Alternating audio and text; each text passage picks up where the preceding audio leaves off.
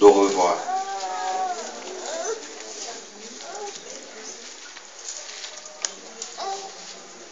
Le ministère de revoir, déjà on va regarder. Le revoir, c'est les détournements, c'est la séparation, c'est la scission. Le revoir, c'est la consensus d'une séparation entre deux ou plusieurs personnes. On est ensemble, on fait la route et on décide de se séparer, de se couper le pont. Ici, il s'agit bien de l'histoire d'Elimelech, un monsieur qui avait une famille. Il vivait à l'époque des juges. C'était en Juda. Pourquoi pas les tribus de Juda, il faisait partie. Il y avait une famine dans le pays et ils ont choisi la possibilité de laisser le pays pour aller ailleurs. Je vais vous dire ce matin, le phénomène migratoire que vous voyez dans ce monde, ça existe depuis la nuit des temps.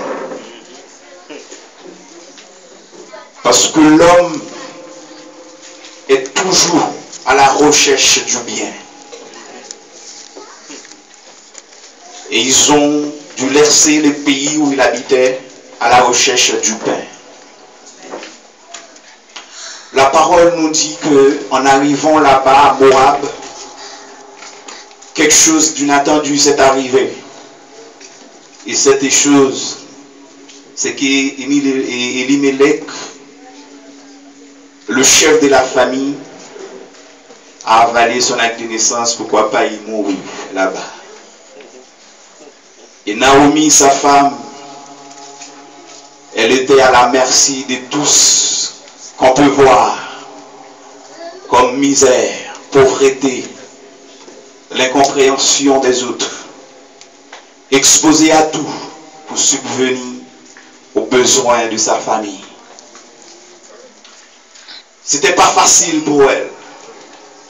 Dans un pays étranger, imaginez une maman avec deux garçons. Imaginez quelqu'un qui vient ici qui n'a pas de famille. Par exemple, comme nous, Haïtiens, en fait, on a une liaison avec la France, effectivement. Mais imaginez qu'on n'avait personne ici et on vient une maman avec deux enfants. Et des fois, il y a des barrières par rapport avec la langue même et plein d'autres choses. On ne peut pas avancer, dis donc. Imaginez-vous dans cette situation.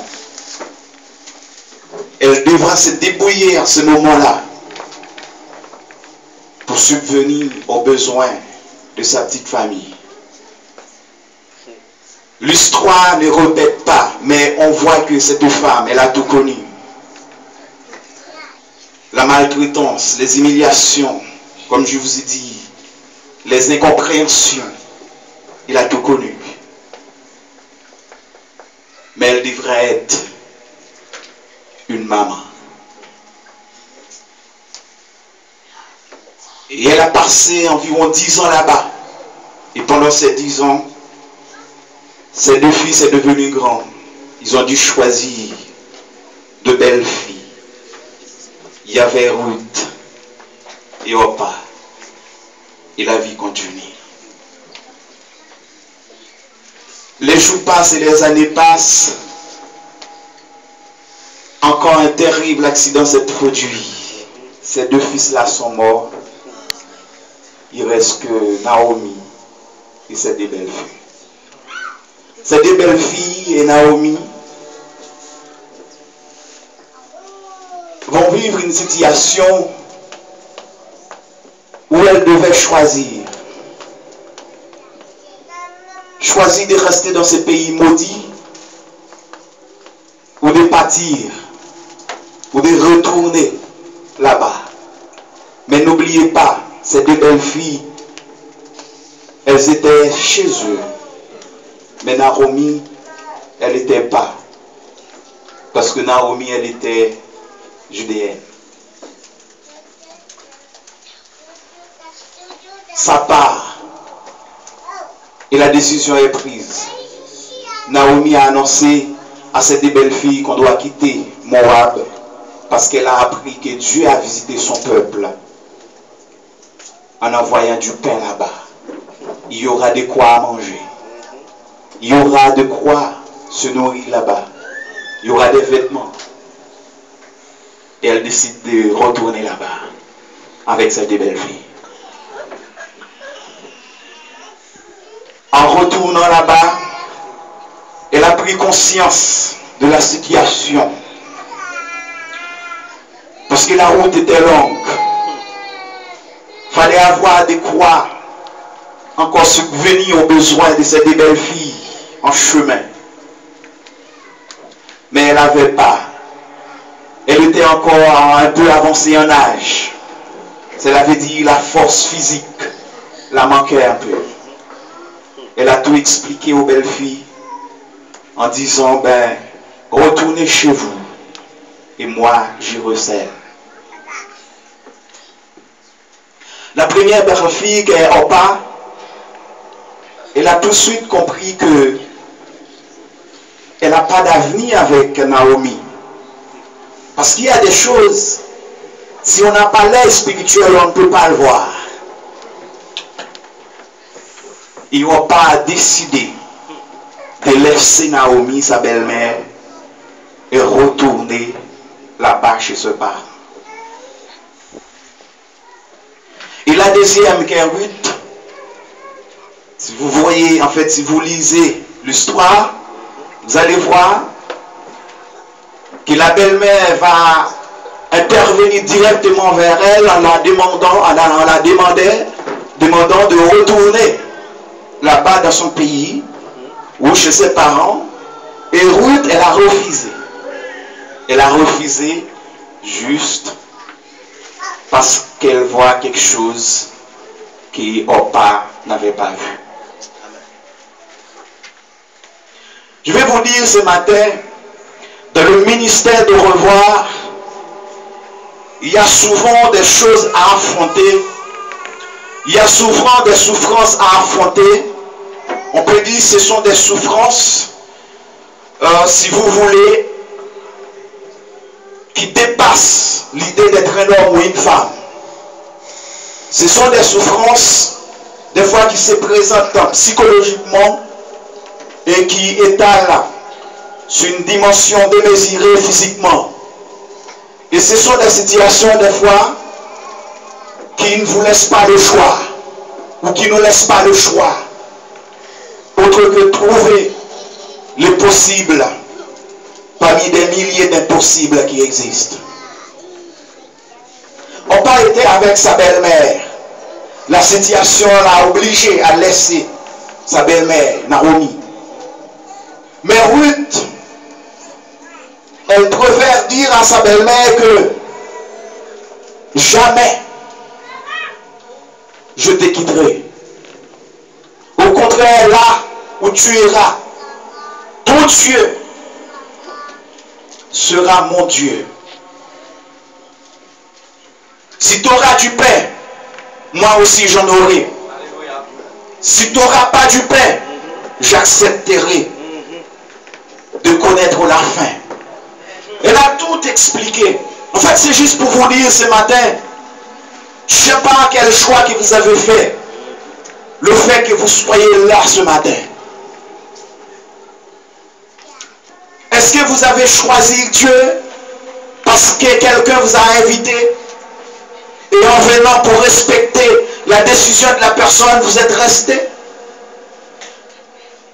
Est-ce que vous avez choisi Dieu parce que en venant ici, vous avez écouté l'appel de Dieu, vous avez écouté la voix de Dieu qui vous parle, et là vous vous dites, ben là, c'est ma place, où je resterai. Et depuis ce jour, malgré les vents contraires qui soufflent, et vous êtes encore là. Mais si c'est le cas, je vous encourage à garder la foi, mon frère.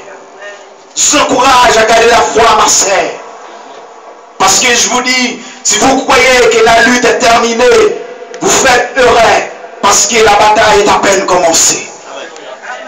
Être être servante ou un serviteur de Dieu, ça demande du courage, ça demande du caractère, ça demande qu'on soit l'exemple même de ce monde corrompu, de ce monde fini, de ce monde qui va à la dérive, de ce monde où la cupidité, le pouvoir, la recherche de l'autorité nous emmène dans des confins, on va dire, dans des confins de la perdition, si vous voulez, où tout est noir, où tout est obscur, où il n'y a plus d'amour, où la haine se manifeste en plein jour, où la politique parle plutôt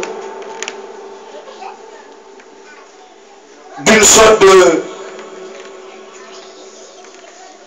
prends tout pour moi, et vous n'aurez rien. Je vais vous dire quelque chose. Aujourd'hui, si vous constatez les erreurs, si vous constatez des choses qui se passent mal, si vous constatez que les choses vont de mal en pire, n'attendez pas que les choses vont arranger. N'attendez pas qu'il y aura un avenir meilleur. Parce que le monde touche à son thème. Il faut que ce règne termine. Le règne de la méchanceté, il faut que ça se termine. Je ne sais pas pour vous ce matin, mais moi, je la fais l'assurance que, à partir de ce qu'on peut voir, de ce qu'on peut comprendre, de tout ce qui se passe, il y a une heure qui sonne. Il y a quelque chose qu'on n'avait pas vu avant, qu'on va devoir affronter. Et c'est la raison pour laquelle vous, étant chrétien, vous, étant que celui qui a donné son cœur à Jésus, préparez-vous à la rencontre de votre Dieu.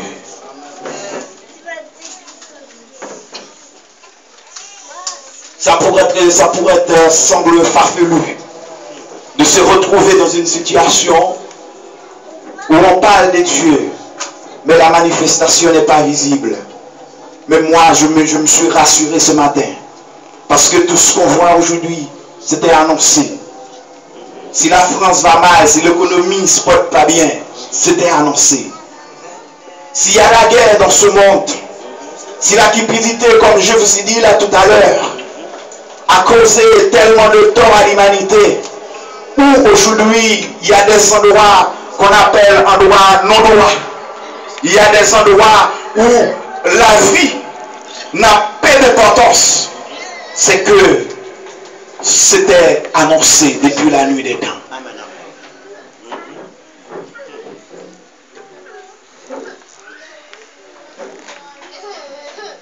Et la vie continue pour Naomi et Ruth. Malgré les conseils de sa belle-mère, elle a refusé. Et elles continuent ensemble leur route jusqu'à leur destination. Peut-être ce matin vous allez poser cette question. Pourquoi j'avais tel ou tel ami et aujourd'hui je le pars? Qu'est-ce qui nous a séparés? Qu'est-ce qui a mis un terme à notre relation? Ce matin, vous avez parlé du pardon. Des fois, il n'y avait même pas quelque chose qui s'est passé pour qu'il y ait une séparation, une scission entre vous. Mais la personne a décidé de vous laisser tout simplement sans raison. Mais moi, je vais vous dire que ce matin, c'est parce que la mission de cette personne dans votre vie était terminée. Vous devez le croire comme ça parce que vous êtes chrétien.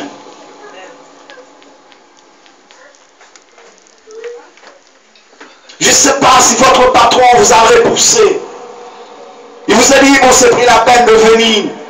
Il vous a donné une lettre de licenciement. Mais dites-vous que la mission de ce patron, elle est terminée dans votre vie. Amen. La mission n'a pas de cette version a été terminée dans la vie de Naomi.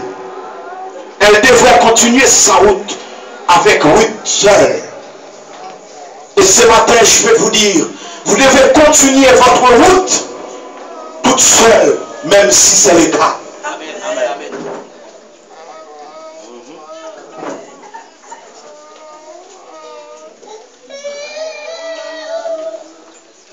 Ça peut être un peu bizarre de voir que la personne que vous avez donné à manger, la personne que vous avez nourri, la personne que vous avez pris du temps pour comprendre,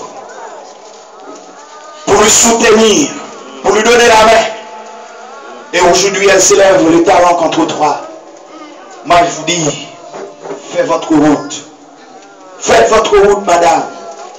Monsieur, faites votre route, parce que la mission de cet homme, la mission de cette femme, la mission de ce quelqu'un, elle a terminé dans votre vie.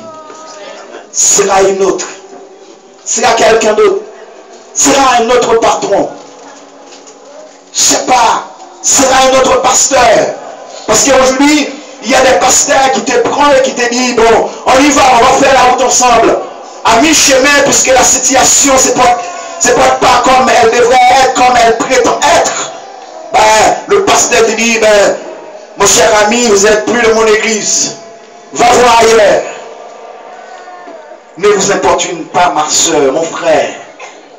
C'est juste que la mission de ce pasteur, elle a terminé dans votre vie.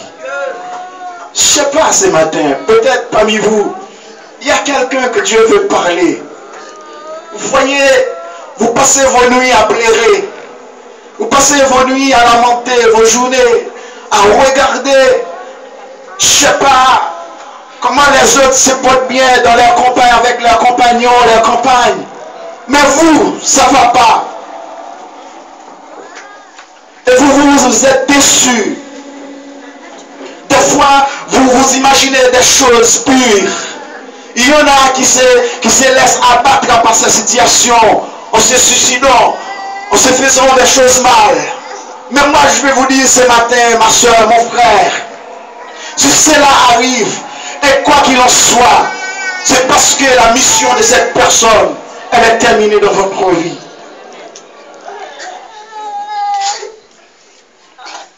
Jusque-là, on peut comprendre la logique même que le revoir, c'est un ministère pour nous les chrétiens. C'est un ministère.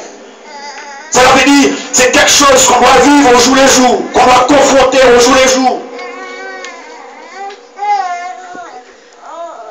Peut-être si on pose la question avec quelqu'un, en fait, de cette assemblée, on va demander, mais combien d'amis que vous avez eu depuis votre enfance? Le nom va être grand. Mais aujourd'hui, où sont-ils? Ils sont là, mais on n'est plus amis. La logique, c'est ça. C'est parce que ce genre de personnes, leur mission a tout simplement terminé dans votre vie. La mission d'Orpa est terminée dans la vie de Naomi. Et Naomi continue son chemin. Le ministère de l'au revoir. Un au revoir qui fait mal. Un au revoir qui donne de l'amertume. Un au revoir qui laisse des arrière-pensées aussi grands et qu'on n'arrive pas à remonter la pente. C'est dur, mais il faut l'accepter. C'est ainsi va la vie. Il y a des ministères aussi de revoir. Si vous avez considéré l'histoire d'Élie et d'Élisée, ces deux messieurs-là, ils côtoyaient ensemble, ils se parlaient, se dialoguaient, à point qu'ils deviennent des bons vieux amis. Et un jour, il va se passer quelque chose où Élie va devoir dire au revoir à Élisée.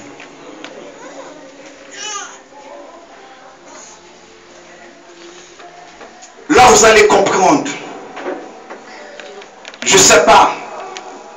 On était ensemble à soulever la pierre. Et brusquement, l'Orpa te quitte. Ou l'Orpa vous quitte. Est-ce qu'on doit arrêter de soulever la pierre? Ou est-ce qu'on doit continuer?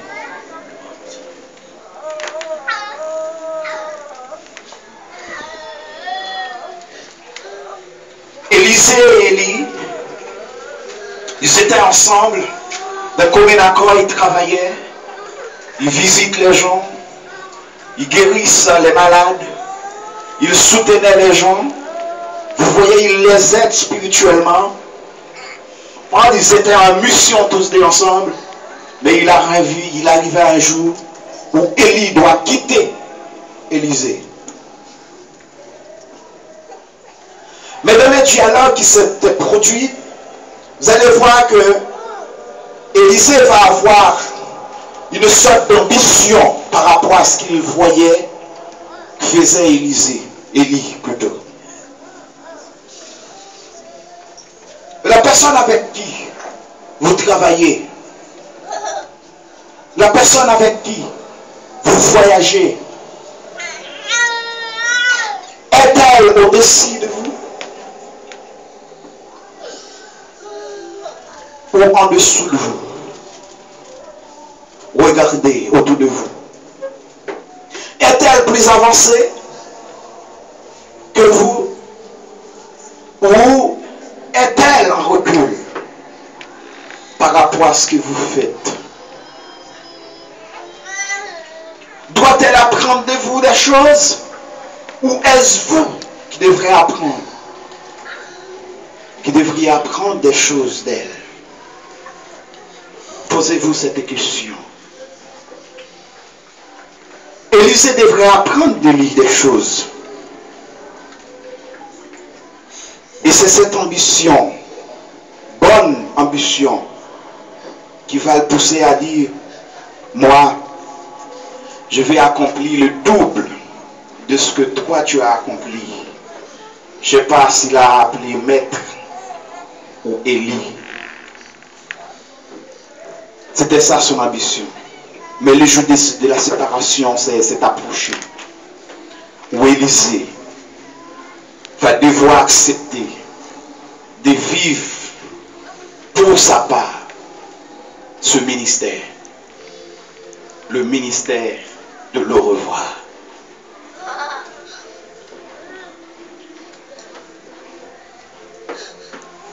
Je ne connais pas. Si vous t'avez posé la question, vous t'avez dit, est-ce que vous avez accepté au revoir n'importe gens fini? Peut-être ce matin on peut trouver des gens sans réflexion, sans penser à ce que c'est un au revoir, qui vont vous dire oui, je vais l'accepter. Avec toute leur sang-froid. Mais la toute réalité, un au revoir n'est pas facile à vivre. C'est vrai qu'on dit au revoir, je m'en vais. Mais ce n'est pas facile à vivre. Je ne sais pas si vous avez déjà remarqué des gens qui pleurent parce qu'un de ses proches va partir à l'étranger. Malgré la personne va revenir, mais son absence va la manquer. Je ne sais pas, j'ai déjà vu des femmes, des dames pleurer parce que le mari part en voyage, des fois même pour une semaine. Mais l'absence qu'il va y avoir à la maison, ça va faire quelque chose. Ça va peser. C'est juste pour vous dire que le revoir, c'est plus grand qu'on le voit. C'est plus grand qu'on peut le dire. Le revoir, c'est plutôt quelque chose, quand on le considère dans sa dimension, ça peut donner en fait une sorte d'influence qui nous pousse à faire des choses qu'on ne devrait pas faire.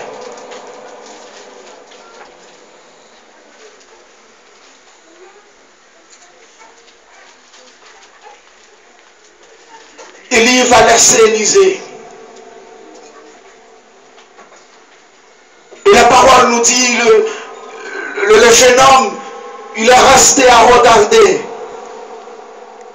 revoir comment il va partir. Qu'est-ce qui va se passer? Je ne sais pas, peut-être en ce moment, il s'est dit, mais qui je vais trouver dans ma vie? Avec qui je vais reconstruire ma vie? Avec qui je vais dialoguer, je vais parler? Avec qui je vais voyager? Avec qui je vais parcourir les rues? Avec qui je vais partager les émotions, ce qui me font mal, ce qui me font souffrir, avec qui je vais les partager?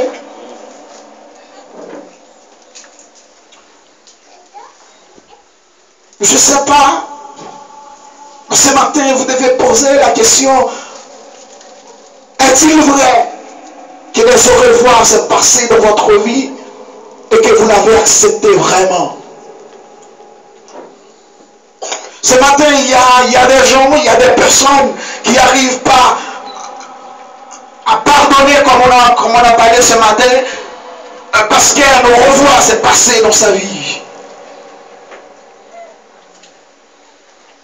Les jeunes hommes, les jeunes femmes, les jeunes filles, un au revoir t'est passé dans la vie. Et tu te poses la question jusqu'à aujourd'hui. Pourquoi c'était passé comme ça? Même moi, la réponse ce matin, c'est parce que la mission de ce jeune homme, la mission de cette jeune fille était terminée dans votre vie.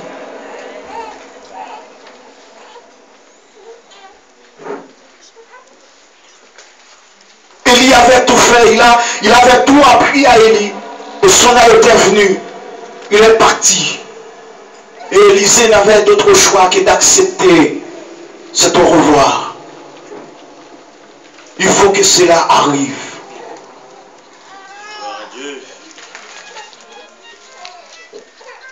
Ça peut arriver que le pasteur Méric, ils étaient à deux pour mettre sur pied ce ministère, mais au bout de la route, l'autre a décidé de partir. Cela veut dire c'est à lui seul de continuer à pousser la pierre, parce que c'est sa responsabilité. Parce qu'il y a des gens, s'ils vivent à côté de toi, s'ils vivent à côté de vous, c'est que vous allez retrouver dans une situation où il va causer votre échec. Ça, vous le devez savoir. Vous devez le savoir. Parce qu'automatiquement que la personne, la place n'est pas à votre côté, et vous la gardez à votre côté, c'est sûr que votre échec n'est pas loin. Alléluia.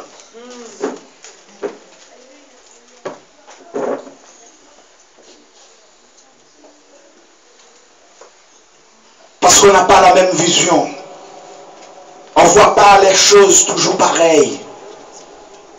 Pendant que moi, mon objectif, c'est d'avancer, mais lui, il lui faut une pause. Alors que l'objectif était juste à quelques secondes. Mais la personne m'a retenu. Et j'ai passé 10 ans à quelques secondes.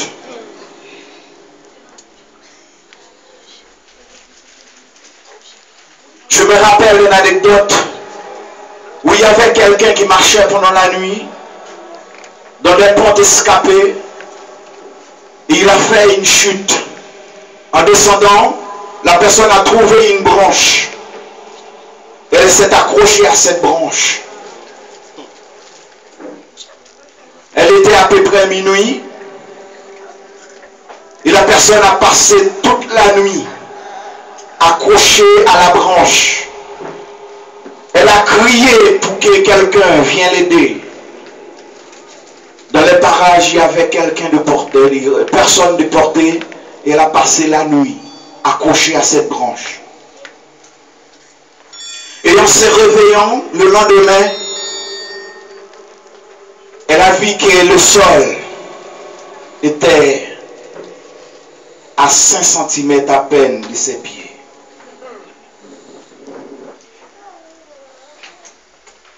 Vous voyez, c'est comme si vous étiez sur le toit et brusquement tu es parti et tu as trouvé quelque chose qui t'a accroché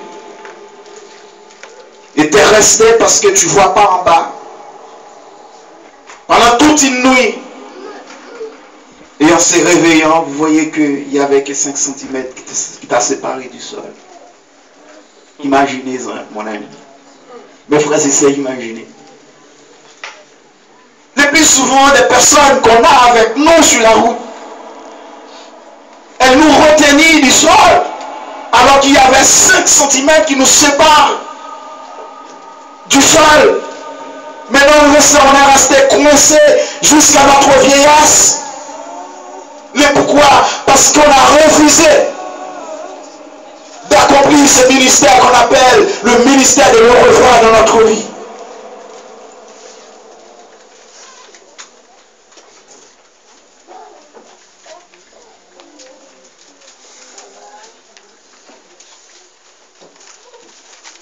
Peut-être ce matin on va dire, ben ça va dépendre de qui j'ai à côté de moi. Je me rappelle d'un serviteur, il a prêché comme quoi Déo a pris mal. C'était le thème, c'était le sujet de son message. Déo a pris mal. Et là-dedans, il a pu expliquer, à l'intérieur de nos assemblées, on trouve plein de gens qui font des démagogies, après qu'ils ressemblent à Aura, ils ressemblent, je ne sais pas, aux ânes. Parce que ces animaux-là ont la réputation comme quoi le rat, il te mord en même temps, il te souffle. L'âne, il est sauvage. Et comme quoi, si tu passes juste à côté, ça ne va pas le déranger, il te met un coup de pied. En fait, il voulait expliquer qu'à l'intérieur de l'église, on trouve tous ces genres de personnes, parce qu'il a illustré son message par rapport à l'histoire plutôt de Noé et son arche. Parce qu'à l'intérieur de cette arche, il y avait tous ces animaux-là. Cela veut dire que ce n'était pas agréable à vivre. Mais au dehors, les choses étaient chaotiques, où il n'y avait plus de vie au dehors. Même si à l'intérieur tout sentait mauvais, il y avait les cris de tous les animaux, mais au dehors, les choses étaient pures. À l'église aujourd'hui, on peut rencontrer tout. Mais je vous garantis, si vous sortez dehors, vous allez retrouver encore pire. Et la vie n'existait pas dehors. Pour avoir la vie, il faut être ici. En Jésus. Alléluia. Il a pu expliquer ainsi. C'est juste pour vous dire qu'aujourd'hui, on croise nos jeunes gens, on croise nos jeunes filles, nos jeunes garçons à l'église qui se côtoient, je ne sais pas, des païens. Que l'on veuille ou non, il va y avoir un temps où ce soit vous qui l'influence ou c'est lui qui vous influence. Je répète bien. Ou pas quand on jeune garçon l'église, ou pas quand on jeune fille l'église, et pour choisir pour faire vivre, ou choisir un jeune garçon païen dans le monde.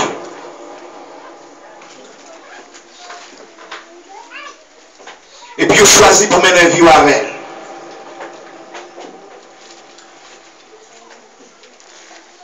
Nous avions lu dans Jacques chapitre 4, le verset 4, il dit qu'il rapporte gain entre lumière et ténèbres. Ne savez-vous que, pas plutôt que la lumière n'a pas de rapport avec les ténèbres? Ou ceux qui se font amis du monde est inimitié contre Dieu? Il a parlé ainsi. Ce matin, je vais vous dire, mon frère, si c'est votre cas, il faut repenser l'Holocauste. Votre vie étant ces sacrifices que vous voulez offrir à Dieu, il faut le repenser. Il faut repenser juste parce que Dieu ne demeure pas dans votre choix. Il n'est pas là. la raison première qui va vous pousser à croire que Dieu est avec vous dans votre choix, c'est de trouver quelqu'un qui, selon Dieu, est la bienvenue.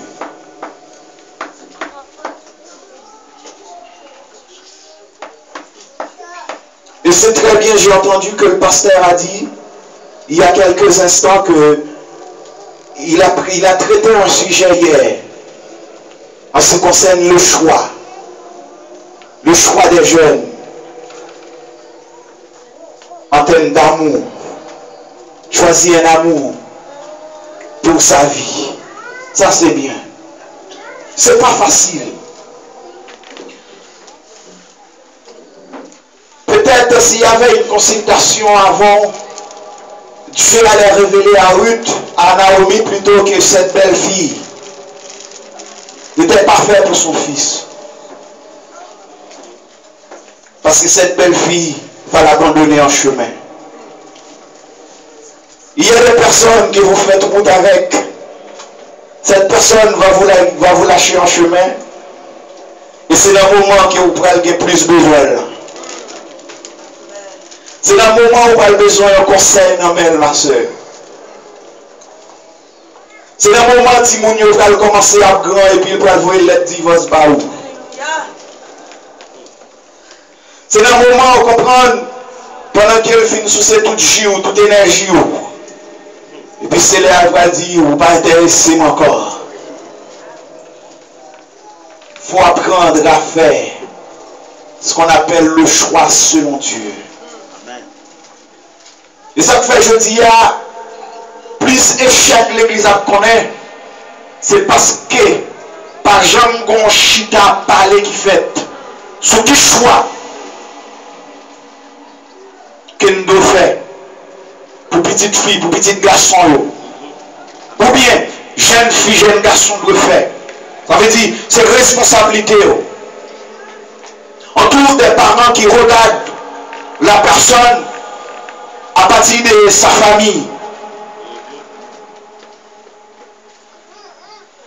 Là, en fait, les parents, ils ne regardent pas la personne en elle-même, ils regardent sa famille. De quelle famille elle vient?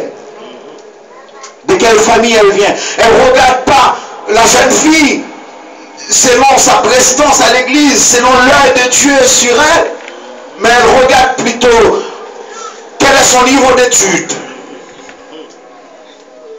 Mais vous faites erreur, ma soeur. Mon frère, vous faites erreur. Parce que Dieu, il ne choisit pas selon ce qu'on pense, ce qu'on peut faire, ce qu'on peut dire, de l'endroit où vous venez. Dieu, il n'est pas comme ça. Au contraire, il est celui qui ramasse les ordures. Il est celui qui ramasse les sœurs et celles qui n'avaient pas d'adresse, qui n'avaient pas de nom.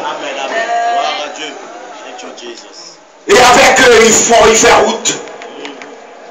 C'est la raison pour laquelle il a même conseillé que les chrétiens doivent marcher en toute humilité. Cela veut dire, c'est un devoir de se rabaisser. Amen.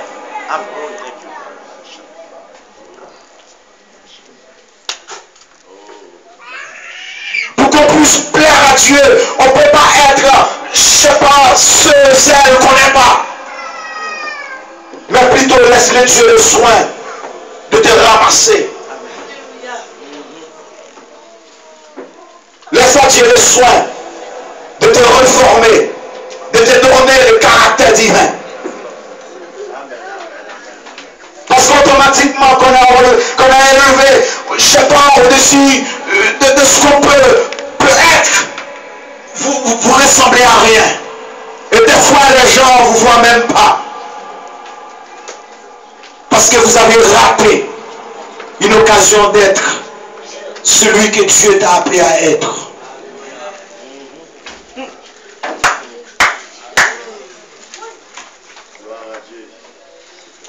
Mes chers amis, je vais vous quitter.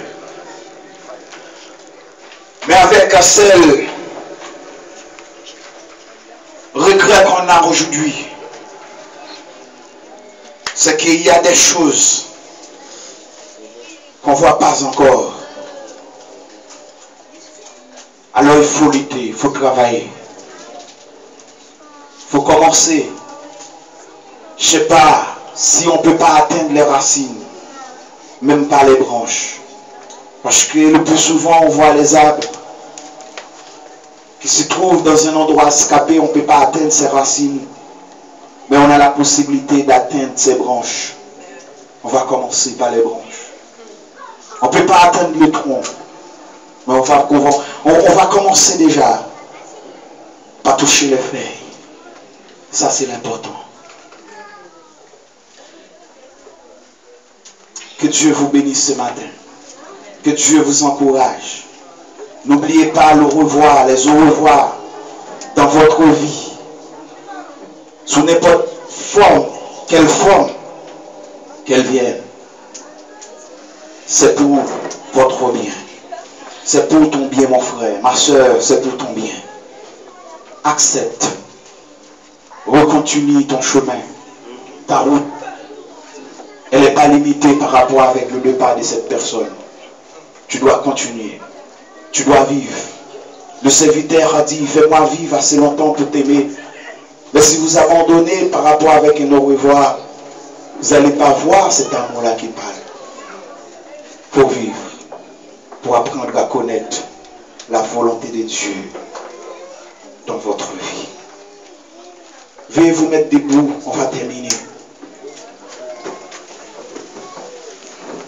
J'aimerais qu'on fasse cette prière pour inviter Dieu dans notre vie afin qu'il puisse nous aider à accepter les au revoir qui pour la plupart d'entre nous, nous a fait tellement du tort et aujourd'hui, on n'est plus l'ombre que nous-mêmes. Parce qu'on marche souvent avec la tête en bas, avec des larmes aux yeux. On mène une vie face au mur. On ne voit plus ce qui se passe autour de nous. Notre vie est dérangée, déboussolée, dévastée, déconstruire. Mais on va inviter Dieu à nous reconstruire. Que ce ministère de revoir soit en application de notre vie. Et qu'on va vivre une nouvelle vie avec Dieu. Alléluia. Au nom de Jésus. Merci Seigneur.